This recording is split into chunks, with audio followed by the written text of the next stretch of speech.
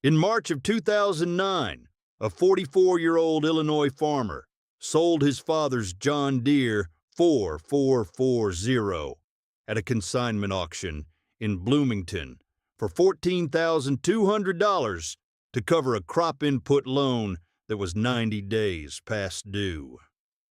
It was the single worst decision Earl Braddock ever made on his farm, and he knew it the moment the auctioneer's hammer came down. 14 years later, he found that tractor in a fence row behind a feedlot in western Kansas. The paint gone to chalk, the tires flat, the cab glass cracked, cattle manure caked to the axles, and his father's initials still scratched into the underside of the seat bracket where Walter Braddock had carved them with a pocket knife in 1978. What Earl did to bring that tractor home, and what it cost him in money and miles and the kind of silence a man carries when he's driving towards something he should never have let go, is a story about the difference between selling a machine and selling a piece of yourself. Walter Braddock bought the 4440 new from Prairie Implement in Gibson City in March of 1978. He paid $32,400, financed through Production Credit Association. It was the most expensive piece of equipment he had ever owned. The 4440 had a turbocharged 466 cubic inch six-cylinder diesel, a quad-range transmission, a sound guard cab with factory air conditioning that Walter never used because he said it made the cab smell like a dentist's office, and a set of rear weights that Walter bolted on himself the day it was delivered because the dealer wanted $380 to install them. Walter ran that tractor for 31 years. He planted with it. He cultivated with it. He pulled grain carts with it during harvest. He used it to pull his son Earl's first truck out of a ditch on Route 9 in January of 1983. When Earl was 18 and had been driving on ice he had no business driving on. Earl's clearest memory of his father is Walter in that 4440 at dusk, coming across the field toward the farmhouse with the headlights on and the cab light glowing and the sound of the engine carrying across the flat ground like a heartbeat that belonged to the land itself. In 2009, corn prices collapsed. Earl's crop insurance payment from the 2008 season was delayed by a federal processing backlog. His operating loan from Farm Credit Services, $185,000, secured against equipment and the coming year's crop, was 90 days past due. The loan officer, a man named Glenn Schaefer, called Earl on a Tuesday in February and told him the bank needed a principal reduction of at least $40,000 within 30 days, or they would begin collateral liquidation proceedings. Earl had the money. It was in the iron. He had a 2002 John Deere 8320, worth roughly $65,000 on the secondary market. He had a 1998 Case 1H 2388, combined worth maybe $40,000. And he had his father's 4440, which had 9,680 hours on it, and a blue book value of approximately $14,000 to $16,000. The 8320 and the 2388 were working machines. He could not farm without them. The 4440 was by then a secondary tractor, loader work, light tillage, snow removal. It was valuable to the operation, but not essential. It was, on paper, the most expendable piece of iron Earl owned. He consigned it to the March equipment auction at the Bloomington Fairgrounds. He drove it there himself on a flatbed, 47 miles, on a Sunday morning. Ruth rode with him in the truck. She did not say anything for the first 20 miles. Then she said, "Earl, you don't have to do this. We can find another way." Earl said, "There is no other way." Ruth said, "Your father would understand." Earl did not answer that. He did not answer it because he knew two things at once: that his father would have understood, and that understanding would not have made it right. Walter had run that tractor for 31 years. He had carved his initials into the seat bracket with a case pocket knife in 1978, the day it was delivered, the way a man signs his name to something he intends to keep. Selling it was not a financial decision, it was an amputation. Earl made it because the alternative was losing the farm, and losing the farm would have been worse. But worse is not the same as acceptable, and Earl Braddock, driving 47 miles on a Sunday morning with his father's tractor on a flatbed behind him, understood the difference in a way that sat in his chest like a stone for the next 14 years. The 444 sold at auction for $14,200 to a buyer Earl did not see. The auctioneer's ticket listed the purchaser as Stenger Cattle Company, Garden City, Kansas. Earl did not look up the buyer. He did not ask where the tractor was going. He took the check, deposited it, wired the principal reduction to Farm Credit Services, and saved the farm. He did not talk about the 4440 again, not to Ruth, not to Nathan, not to Virgil. The space where the tractor had been in the machine shed stayed empty for 2 years before Earl moved the grain drill into it. He never parked anything in that bay the same way Walter had parked the 444. Ho! Nose in, left side to the wall, close enough to the shop door to hear the radio. He simply could not make himself arrange a machine that way again. Nathan asked about the 4440 once, in 2014, when he was 24, and just starting to farm his own ground near Clinton. He had been over for Sunday dinner. He and Earl were in the shop afterward, looking at a hydraulic fitting on the planter, and Nathan said, "Dad, whatever happened to Grandpa's 4440? I remember riding in that cab when I was little." Earl did not answer for a long time. He kept working on the fitting. Then he said, "I sold it." Nathan waited for more. There was no more. Earl changed the subject to the hydraulic fitting and never brought it up again. And Nathan, who had inherited enough of his father's silence to know when a door was closed, never asked a second time. But Ruth told Nathan later, on the phone, what had happened and why. And Nathan said, "Mom, does Dad know where it went?" Ruth said, "No, and I don't think he wants to." She was right about that for 14 years. Then she was wrong. The years between 2009 and 2023 were not kind to Earl's memory of the sale. The operating loan was paid. The farm survived. Corn prices recovered. By 2015, Earl's operation was more profitable than it had ever been. And with every year of stability, every year the books balanced, and the bank was quiet, and the machinery line expanded, the sale of the 4440 sat heavier in Earl's mind, not lighter, because the crisis that had forced it was over, and the tractor was still gone, and the space between the two facts was a silence. Earl filled with the particular kind of regret that only grows in soil that has been irrigated by success. He could afford the tractor now. He could afford 10 of them. That was not the point. The point was that he had let it go when he could not afford to keep it. And letting it go had cost something that money could not replace.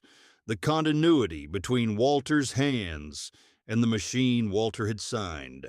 If you value stories about the equipment decisions that stay with a man longer than the payments do, this channel tells them every week. No sensationalism, no rushing. Just the quiet arithmetic of the men and machines that built rural America. Hit subscribe before the next part. That way the next one finds you when it drops. Now, back to Earl. And the afternoon in September of 2023, when he saw a photograph that stopped him in the middle of a farm show aisle. On September 22nd, 2023, Earl was walking through the outdoor equipment display at the Farm Progress Show in Decatur, Illinois. He was not shopping. He was walking with Tom Lindquist, killing time between a panel discussion and a parts vendor meeting. They passed a booth run by a used equipment listing service, an online platform that aggregated auction results, dealer inventory, and private sale listings across 30 states. The booth had a bank of monitors cycling through recent listings. Earl glanced at the screens the way you glance at a television in a waiting room. Without attention, without intention. Then he stopped. He stopped so suddenly that Tom walked 3 steps past him before realizing Earl was not beside him anymore. On the 4th monitor from the left, in a grid of 6 listing photographs, was a picture of a John Deere 4440 sitting in a dirt fence row behind a steel panel feedlot building. The tractor was destroyed. The paint had chalked to a pale gray-green. Both rear tires were flat. The left front tire was missing entirely. The rim sat on bare dirt. The cab glass on the right side was cracked in a spiderweb pattern. Cattle manure was caked on the axles, on the drawbar, on the lower third of the cab. The hood was dented. The exhaust stack was bent at 45 degrees. A tumbleweed had lodged under the front axle. The listing read, 1978, JD 444. 10,200 plus hours, non-running, as is where is. Garden City, KS area, $3,800, OBO. Earl knew the tractor. He did not know it from the photograph. He knew it the way you know your own handwriting, or the sound of your mother's voice on the phone, or the shape of a room you grew up in. The 444 had a factory dent in the left rear fender. Walter had backed into a fence post in 1981 and never fixed it because he said it gave the tractor character. The dent was visible in the photograph.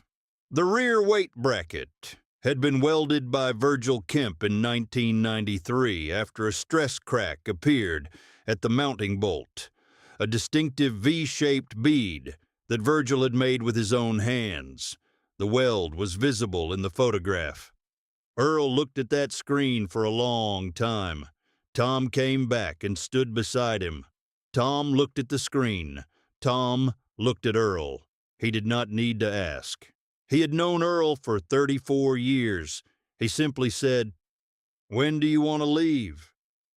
Earl left on a Friday morning, September 29th. He drove his 2017 Silverado 2500 with a rented 20-foot equipment trailer behind it. Garden City, Kansas, was 640 miles from Gibson City, Illinois. He drove it alone. Ruth had offered to come. Nathan had offered to come. Virgil had offered to come. Earl said no to all of them. He did not explain why. He could not have explained why. The drive was something he needed to do by himself, the way the decision to sell the tractor had been something he had done by himself, and the 14 years of not talking about it had been something he had carried by himself. This was a private arithmetic, a debt between Earl and his father that no one else could balance. He arrived at Stenger Cattle Company outside Garden City at 4:15 on Friday afternoon. The feedlot was a 1,000-head operation on 80 acres of flat Kansas dirt, steel pens, concrete bunks, a silage pile the size of a house, and the smell of ammonia and manure that hits you at a quarter mile. Cody Stenger met him at the gate. Cody was 39, stocky, sun-darkened, permanent stubble, stained gray cinch, snap-front shirt, brown Ariat boots cracked at the soles. He drove a dented white Dodge Ram with a cracked windshield. He had bought the 4440 at a Ritchie Brothers auction in Salina in 2012 for $9,200. After the original auction buyer from 2009 had flipped it to a dealer who flipped it to the Salina consignment lot. Cody had used the tractor for 3 years to push silage bunks and scrape pens. When the engine developed a rod knock in 2015, he had parked it in the fence row and left it there for 8 years. Earl asked to see the tractor. Cody drove him around the back of the feedlot in the Dodge. The 4440 was exactly where the photograph had shown it, in a dirt fence row between the feedlot and a section of dryland wheat, sitting in its own shadow like something the landscape was trying to absorb. Earl got out of the truck. He walked to the tractor. He put his hand on the left rear fender and felt the factory dent his father had made in 1981. He crouched and looked at the weight bracket and found Virgil's V-shaped weld bead from 1993 still there, still holding. He opened the cab door. It took effort. The hinges were seized, and climbed inside. The seat was cracked. The foam was coming through the vinyl. The dash was sun-faded to a pale gray. The headliner was sagging. The floor mat was gone. Earl reached under the seat bracket and ran his fingers along the underside of the steel. He found it. W.B. Walter Braddock, scratched into the metal with a pocket knife in 1978. The letters were shallow but clear. 45 years of ownership and neglect in Kansas weather had not erased them. Earl sat in that cab for 11 minutes. He did not move. He put both hands on the steering wheel, in the exact position his father's hands had occupied for 31 years. And he looked through the cracked windshield at the feedlot and the Kansas dirt and the flat horizon that was nothing like the flat horizon of Ford County, but was flat in the same way. And he felt something shift inside his chest that had been locked in the wrong position since the morning he drove the flatbed to Bloomington in March of 2009. It was not forgiveness. Earl did not believe in forgiving yourself for things you had done with open eyes. It was something closer to contact, the physical sensation of being in the presence of something your hands remember even when your mind has tried to let it go. Before we get to the end, one thing. If this story means something to you, if you have ever sold something that wasn't yours to sell or lost something that didn't belong to anyone but the person who was gone, subscribe. It costs nothing. It keeps this channel alive. Every subscriber is one more person who understands that the iron remembers, even when we try not to. Now let's finish where the trailer backs up and the tractor comes home. Cody wanted $5,500. The listing had said $3,800. Earl pointed that out. Cody said he had a lot invested in the machine sitting there. Earl looked at the tractor. Flat tires, cracked glass, rod knock engine. 8 years of fence row, rotten Kansas wind, and cattle dust. He thought about what Walter would have said if he could see what had become of the machine he bought new and ran for 31 years and signed with his own initials the day it was delivered. Walter would not have been angry. Walter was not a man who got angry at things he could not change. He would have looked at it the way he looked at a field after hail, with the patient, flat-eyed acceptance of a man who understood that damage is not the end of a story. It is the middle of one, and the only question that matters is what you do next. Earl knew what he was doing next. He had known since the Monitor in Decatur. He had driven 640 miles to do it. He was not leaving Kansas without the tractor. He looked at Cody, and he said, "Cody, you've got a parts tractor with a seized engine sitting in manure dirt. I'll give you $4,000 cash." Cody looked at the cash Earl had brought in an envelope. He looked at the tractor. He said, 42. Earl said, 4. Cody took the 4,000. Earl backed the trailer up to the fence row. Cody pulled the 444 onto the trailer with a skid loader because the tractor would not roll. The brakes had seized along with everything else. Earl strapped it down. He covered the cab with a tarp because the right side glass was cracked and rain was forecast for Saturday in eastern Kansas. He pulled out of Stenger Cattle Company at 5:48 p.m. and turned east on US 50. He drove through the night, 640 miles. He stopped once for fuel in Emporia, Kansas at 9:30 p.m. He stopped once for coffee at a truck stop east of Columbia, Missouri at 1:15 a.m. He did not sleep. He did not turn on the radio.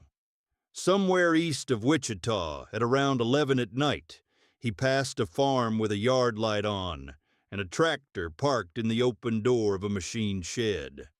And the silhouette of it against the light looked for 1/2 second exactly like the 444 had looked parked in Walter's shed in 1985. Nose in, left side to the wall, close enough to the shop door to hear the radio. And Earl's hands tightened on the steering wheel, and he did not loosen them for 60 miles. He drove in silence with a tractor on a trailer behind him that weighed 11,000 pounds and carried the weight of something heavier than steel. He arrived at his farm outside Gibson City at 6:02 on Saturday morning, September 30th, 2023. Ruth was standing on the porch in her bathrobe. She had not slept either. She watched Earl back the trailer into the machine shed, into the bay closest to the shop door, the bay that had been Walter's, the bay Earl had not parked anything in the right way for 14 years. He unstrapped the 444 He set the wheel chocks. He climbed into the cab one more time and put his hands on the wheel. Ruth came into the shed and stood at the left front tire and looked up at him through the open cab door. She said, "Welcome home." She was not talking to Earl. The rebuild took Virgil and Earl 4 months. New engine from Reliance Power Parts, the same rebuilder in Waterloo, Iowa, who had supplied the sleeve kit for the 4230 project. New glass, new tires, new seat upholstery. But Earl had the upholstery shop in Paxton save the original vinyl and stitch it as a patch into the new seat back so that Walter's wear pattern was still visible. Virgil found the original cab headliner fabric at a salvage dealer in Moline. Virgil came to the shop on the first Saturday of the rebuild in mid-October and stood in front of the 444 for a long time without saying anything. He walked around it once. He crouched at the rear weight bracket and looked at his own weld from 1993 and shook his head slowly. He said, "I put that bead on a Tuesday afternoon 30 years ago. Walter stood right where you're standing and handed me the rod. He said, "Wait, Virgil, make it so it holds forever." I told him nothing holds forever. He said, "Then make it hold longer than me." Virgil stood up. He looked at Earl. He said, "I guess it did." Then he took the brass flashlight out of his chest pocket and started his inspection, and neither of them said another word about it. The total restoration cost, including the $4,000 purchase, was $16,400. The tractor's fair market value after restoration was approximately $24,000. Earl did not care about the market value. He had not brought it home to sell. The 4440 sits in the bay closest to the shop door. It runs. It starts every morning when Earl turns the key. He uses it for the same work Walter used it for: loader duty, light tillage, snow in the winter. Sometimes on Saturday mornings, when Virgil comes by with coffee, Earl starts the 4440 and the 4230 at the same time, and the two engines idle together in the shed. Walter's tractor and the tractor Earl rebuilt in Walter's memory.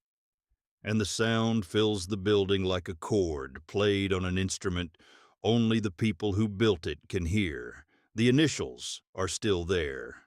WB. On the underside of the seat bracket, scratched into the steel with a case pocket knife in 1978 by a man who intended to keep what he signed. His son sold it. His son found it. His son brought it home. The iron remembers. It always remembers. And sometimes, if you drive far enough and pay enough and sit long enough in a cab that smells like cattle dust and Kansas wind and 45 years of a name that was never supposed to leave, the iron lets you come back too.